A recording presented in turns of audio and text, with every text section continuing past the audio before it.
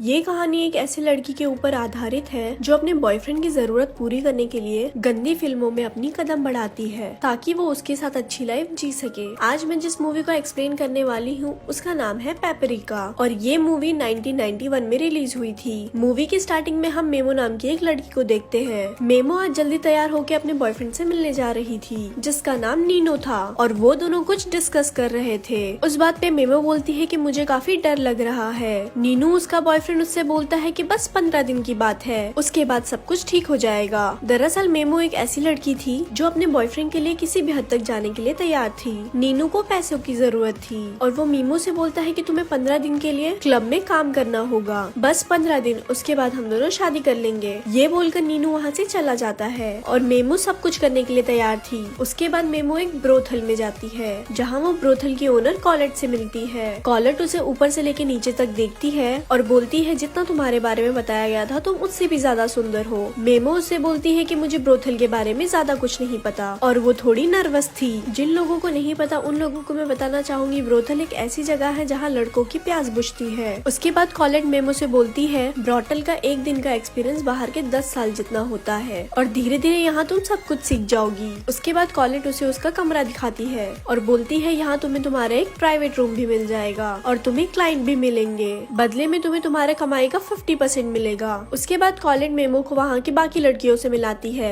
Collet सबसे बोलती है तुम्हें अपने कस्टमर का ध्यान रखने के लिए अपने बॉडी को मेंटेन करके रखना होगा। वहाँ की एक लड़की मेमो से आके पूछती है कि तुम्हारा पिम्प कौन है और मेमो कुछ समझ नहीं पाती। उसके बाद मेमो को डॉक्टर के पास ले जाया जाता है। डॉक्टर मेमो को सब कुछ उतारने के लिए बोलता है। जब डॉक्टर मेमो का बॉडी चेकअप कर रहा था तब वो मेमो को समझाने की कोशिश करता है कि आखिर तुम ये काम क्यों कर रही हो। मेमो बोलती है कि मैं ये सब कुछ अपने बॉयफ्रेंड के लिए कर रही हूँ और 15 दिन के बाद मैं ये सब कुछ छोड़ दूंगी और उसके बाद मैं और मेरा बॉयफ्रेंड शादी करके एक अच्छी लाइफ बिताएंगे। नेक्स्ट दिन कॉलेट मेमो को सबसे पेपरिका नाम से इंट्रोड्यूस कराती है जिसका लॉजिकली मतलब होता है लाल तीखी मिर्च। क्योंकि मेमो सुंदर तो थी लेकिन उसकी जुबान भी बहुत ज्यादा तेज थी। ब्रोथर में आते ही मेमो को उसका पहला क्लाइंट मिल जाता है और कॉलेट इसे देख के काफी खुश होती है। पेपरिका अपने क्लाइंट के साथ फिजिकल हो रही थी लेकिन वो उसे आधे में ही रोक देती है जिसपे कॉलेट पेपरिका पे बहुत गुस्सा करती है और वो उसे लास्ट वार्निंग देती है कि तूने दोबारा ऐसा किया तो मेरे से बुरा कोई नहीं होगा। उसके बाद से पेपरिका काफी खुश रहने लगी थी क्योंकि ब्रोथर में जो भी क्लाइंट आता था वो पेपरिका को ही पसंद करता था। ऐसे ही बीते 15 दिनों में पेपरिका लगभग 40 क्लाइंट को सर्विस दे चुकी थी जिसके वजह से उसके पास काफी पैसे जमा हो जाते हैं। वहीं कॉलेट भी पेपरिका से काफी खुश थी क्योंकि 15 दिन के अंदर ही उसने ब्रोथर के 4 चांद लगा दिए थे। उसकी सुंदरता को देख के वहाँ की लड़कियां भी उसके साथ फिजिकल होती है। ये बात पेपरिका जाके कॉलेट को बताती है और कॉलेट को भी इस बात पे काफी इंटरेस्ट आता है और फाइनली वो भी पेपरिका के साथ फिजिकल होती है। उसके बाद पेपरिका की दोस्ती उसके एक क्लाइंट फ्रैंक से हो जाती है। फ्रैंक अब अक्सर ही पेपरिका से आके मिलने लगा था क्योंकि कहीं ना कहीं वो पेपरिका से प्यार करने लगा था।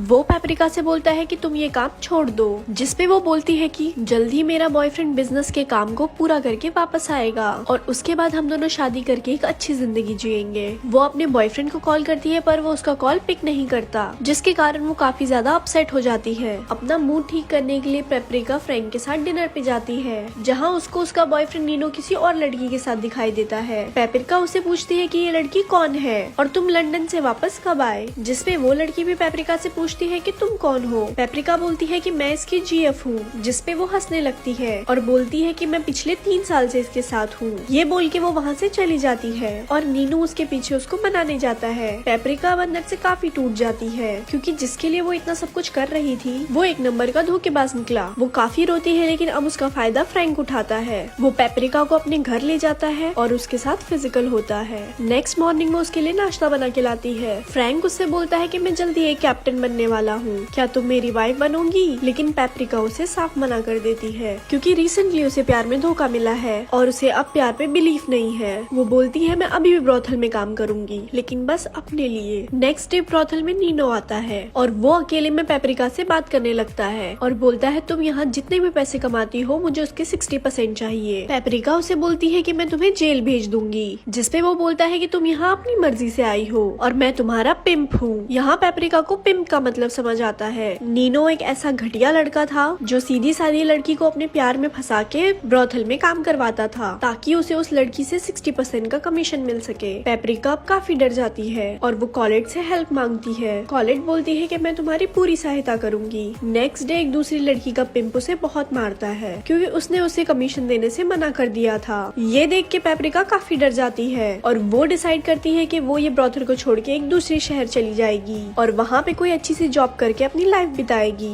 और नेक्स्ट डे पेपरिका यहाँ से निकल जाती है, लेकिन रास्ते में उसे उसी लड़की का पिंप दिखाई देता है जिसने उस लड़की को मारा था। वो पेपरिका को पहचान लेता है और जबरदस्ती ट्रेन में उसके साथ फिजिकल होने लगता है। तभी सीन स्विच होता है और हम पेपरिका को नॉर्मल कंडीशन में उसी लड़की के साथ देखते हैं। वो पेपरिका से बोलता है कि मैं तुम्हें एक अच्छी एक्ट्रेस का जॉब दिलाऊंगा, लेकिन वो साफ मना कर देती है क्योंकि उसे अब किसी पे भरोसा नहीं है। उसके बाद पेपरिका एक बार क्लब में जॉब के लिए जाती है, लेकिन वहाँ का ओनर उसे एक अलग ही तरह से ट्रीट करता है और वो पेपरिका को रिजेक्ट कर देता है क्योंकि उसी पिंप ने बार के ओनर से पेपरिका को जॉब देने के लिए मना कर दिया था। कहीं ना कहीं वो पिंप पेपरिका से अपना कमीशन बनाने के लिए सोच रहा था। अब उसके पास कोई ऑप्शन नहीं था और वो उसी पिंप के कहने पे एक नए ब्रॉथल में काम करने लगती है और उस पिंप के जाल में फंस जाती है। अब पेपरिका एक बहुत बड़ी सिटी में थी जिसके कारण वहाँ बहुत बड़े बड़े अमीर लोग आते थे और उसे पिछले ब्रॉथल से 4 गुना ज्यादा पैसे मिलते थे। अब पेपरिका यहाँ बहुत ज्यादा खुश थी, लेकिन एक दिन अचानक से वहाँ दूसरे काम करने वाली लड़की की मौत हो जाती है। उसे देख के पेपरिका काफी डर जाती है क्योंकि उसे लगता है ब्रॉथल में काम करते करते एक दिन उसे भी ऐसी बीमारी हो जाएगी। फिर उसे एक बूढ़ा क्लाइंट समझाता है कि तुम्हारे साथ ऐसा कुछ नहीं होगा। कुछ समय बाद पेपरिका को वहाँ फ्रैंक मिलता है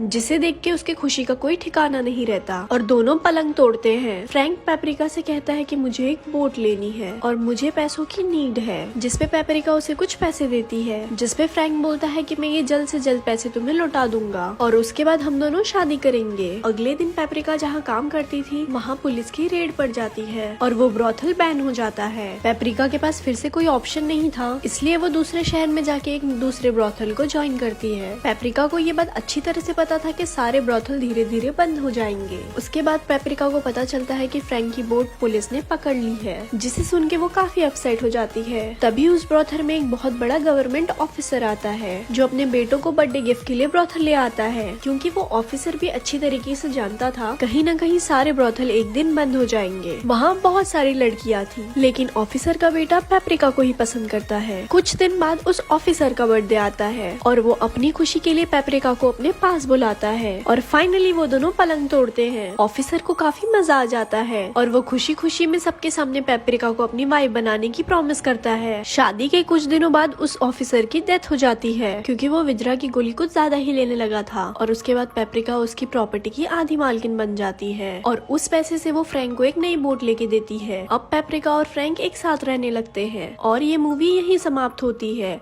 ऐसी और मूवीज जानने के लिए हमारे पेज को लाइक करें। धन्यवाद।